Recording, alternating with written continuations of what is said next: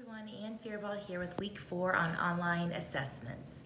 So the internet and online educational technology tools have disrupted the world of education, and more than ever, education is within everyone's grasp. And while access to education is a positive revolution to online learning, being able to assess the effectiveness of the teachings online can be the challenging piece. A current online learning assessment method is criterion reference assessments. These assessments directly measure whether or not a criteria has been achieved. So some of the different types of criterion reference assessments are diagnostic assessment, pre-assessment, formative assessment, and summative assessment. The benefits of criterion reference assessments is that assessments align back to the objectives of the course so that you know they're learning a specific skill. They all tie together, and because you can align the objectives with your learner goals, you can measure if you are hitting your mark, excuse me. So also, in Module 4, it talks about the context of the assessments and the importance of it. So this refers to the different options of tools and environments in which you can assess your students. So this is where online learning really benefits all learner types.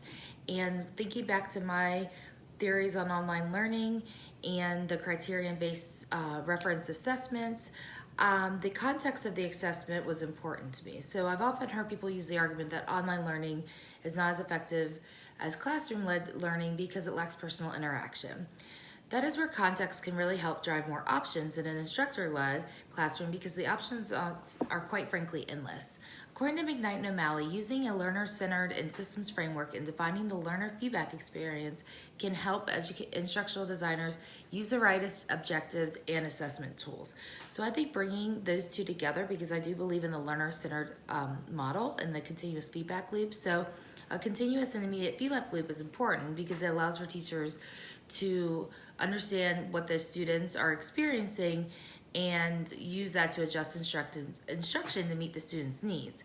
So there's also assessment analytics now that help instructors receive real-time feedback, and they can use that to adjust their teaching. These online assessment analytics can really help an online environment because it's live feedback and you can get it right away. And the learner center model is more fluid and allows for changes to be made in the delivery model because it conducts ongoing formative and summative assessments, and you can really monitor student learning and growth and replan if needed.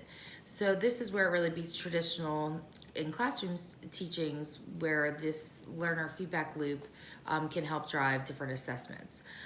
There's such a diversity in our student population, and adjusting tools in an online environment can meet the needs of everyone. For example, getting the feedback from a student with a learning disability, you may find that doing an online test with lots of questions can be challenging for them, but you could always adjust the test to have one question per screen, so that way it eliminates all the other distractions on the page and they only focus on that one question. Or a typically shy student may not be comfortable giving an oral presentation into a classroom of students in a traditional setting, but they are more comfortable presenting it within an online forum in the class. So there's different ways that online has more options for all learner types, and it can really reach all different types. I hope you enjoyed my talk, and thanks for listening.